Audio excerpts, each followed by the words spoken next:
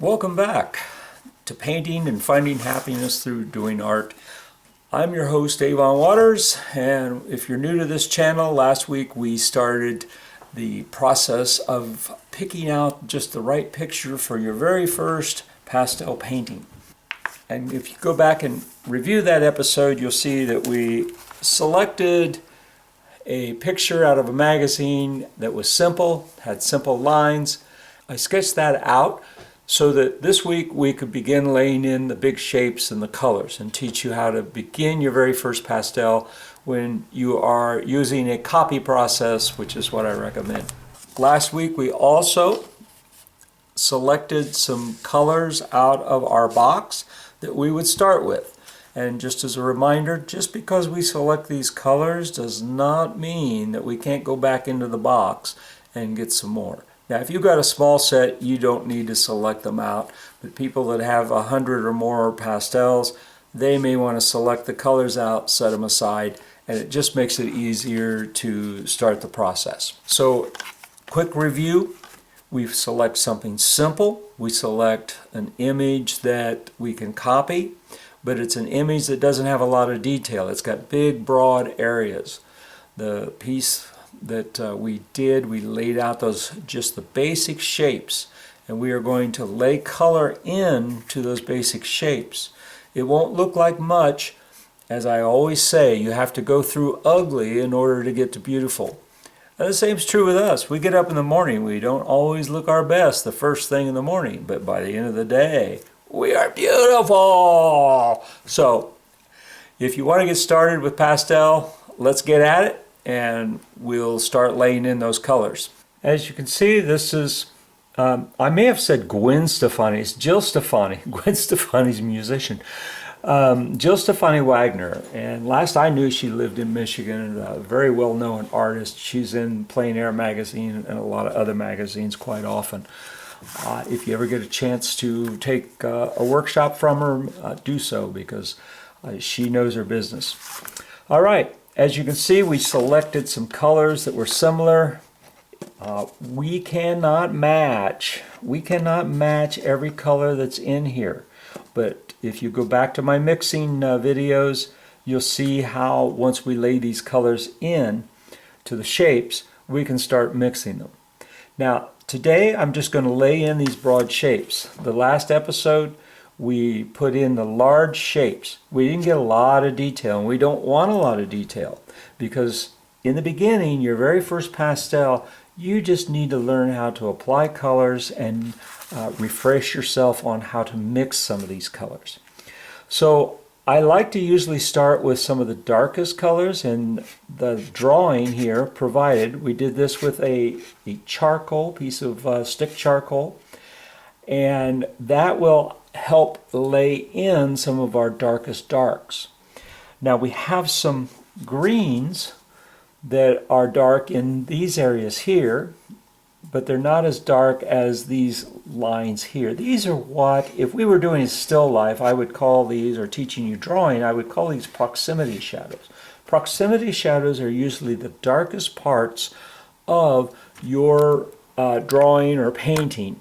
The proximity shadows are because something is in close proximity to something else. As I move my hand down, the line between this hand and this hand gets almost black. That's why proximity shadows, regardless of what values and shades some of these other darks are, proximity shadows are always the darkest. And if we put in this case the charcoal is black, and we don't like as artists to use black unless we are using it to make something else underneath it. If I put this blue down, it's much brighter than when the blue goes over that black. So that is how we create variations in our colorings and as we mix colors on the palette. Now, there's green there, so we're going to pick a little bit of a blue-green and get some of that in there. I'm just filling in with the big shapes that she has here, and we're not trying to get the detail in. The detail always comes later. I just want you to get started learning how to create these shapes and learning how then from these shapes you can refine your painting as you go. So this episode today will not refine this painting, but will start to show you how we can mix. Now you see I had a bright green that I selected. If my box had a little darker green, I could select that, but I can make that bright green a little darker by putting some of this blue in there. And we can fuzz the lines of those two shapes. So you just keep working with your sets of colors until you get close to a value of what you're after. And again, we're not after detail at this particular point.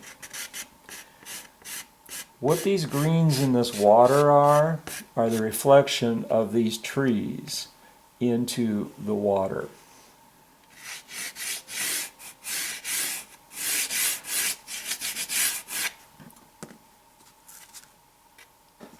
Now as the water goes off, there's a little inlet here, and I'm going to put some really light color down, because when you put that down and then you put your green reflections over that, you see how that will change the value of those reflections.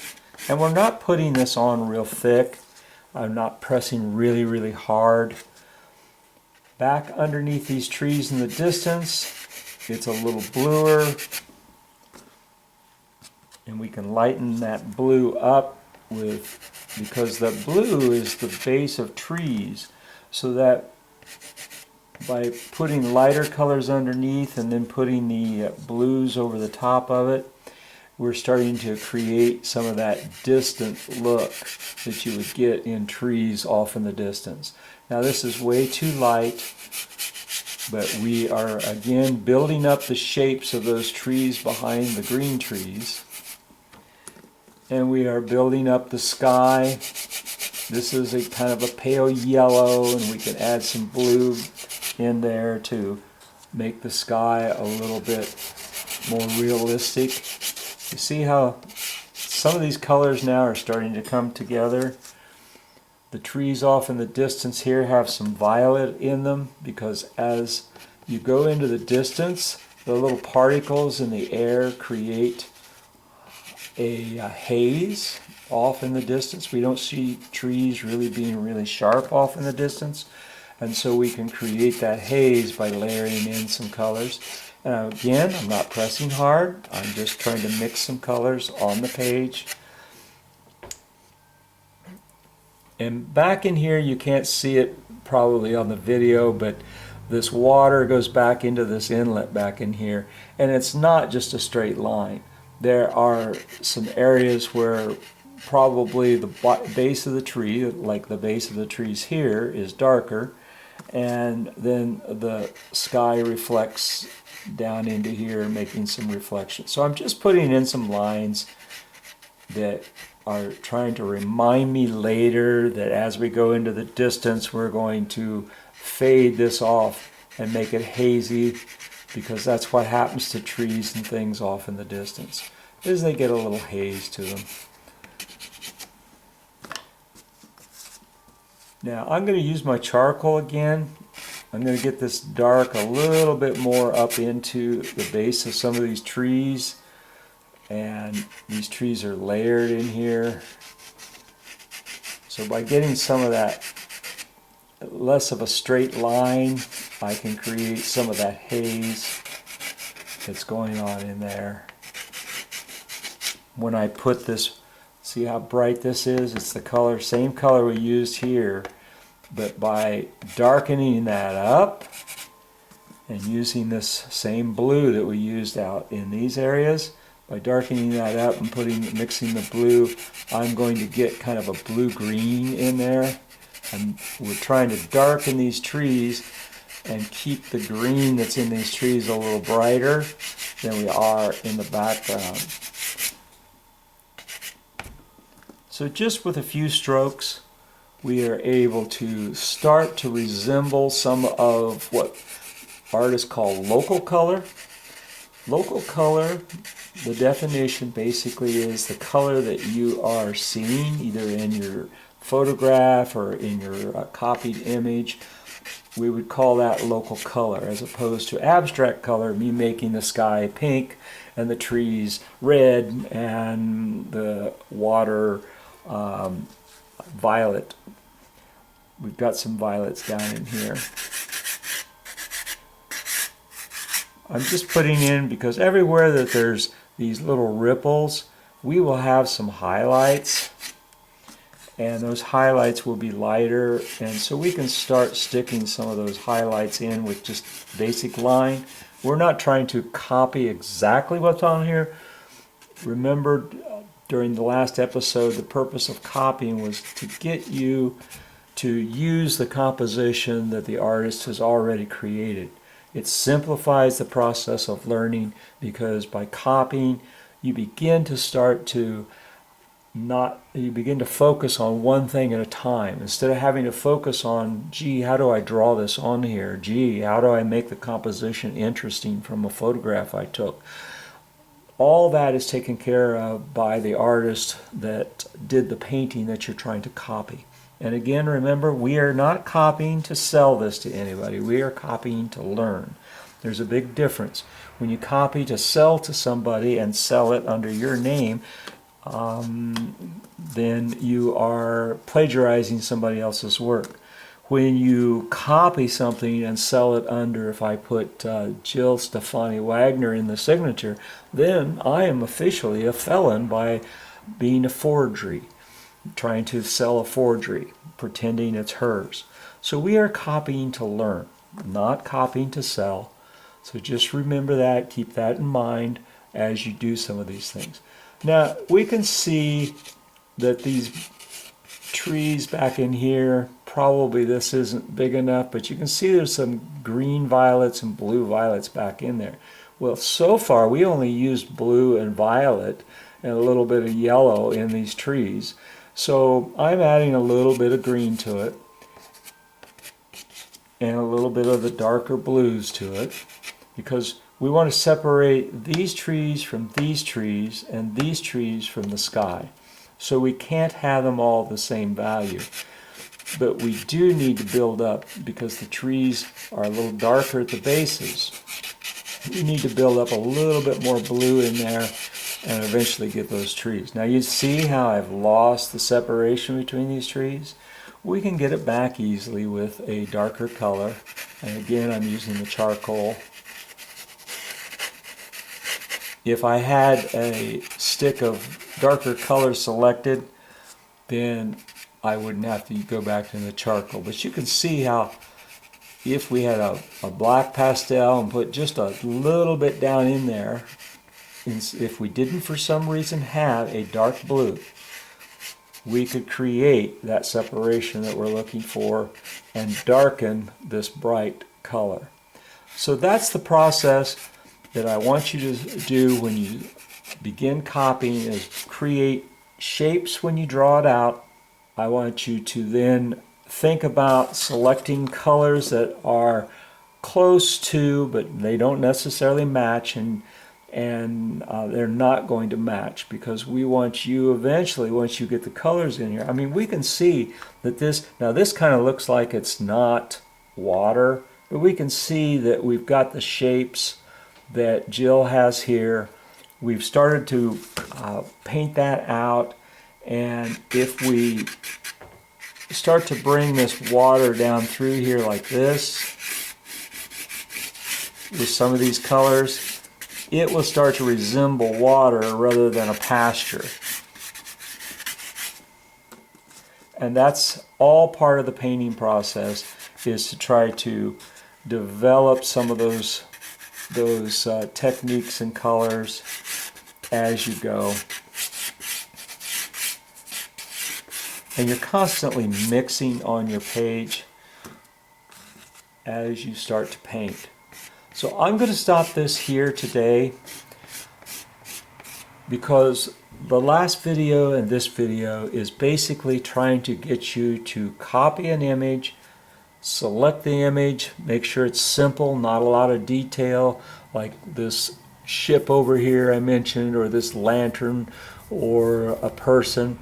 These sort of things can come later. You can, once you're comfortable mixing and applying your pastels, after 2 or 3 copies, you'll be ready to add more details and maybe eventually quickly start to paint from one of the images you photographed with a lot of lines and a lot more detail.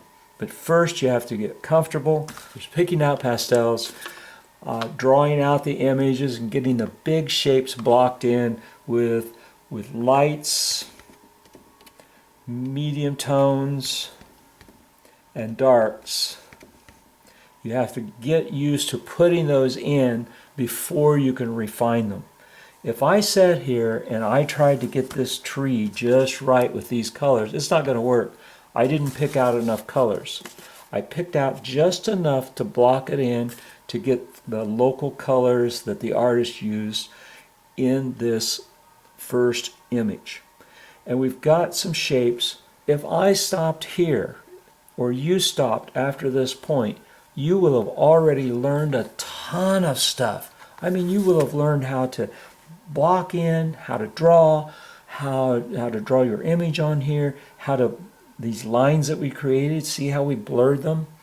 Now you can, at this point, do many different techniques. You can start blending. You will start, as you start exploring these things, you'll start finding out what techniques you like. And as I blend, see all these little dark spots and these light spots? As I blend, those start to disappear.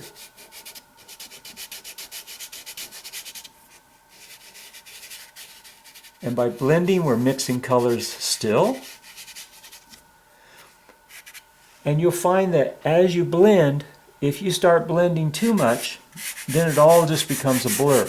But at this stage, that's not important.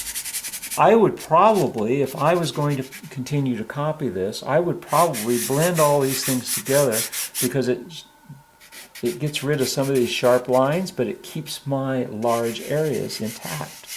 So as I blend some of these things, I'm moving some of this color into this color and some of this color into this color, and it unifies the painting and the colors I'm using. My next step, if I was going to continue to work on this, would be go back to my pastel box and start to get some of these darker greens that I did not select. This was about the darkest green I had here.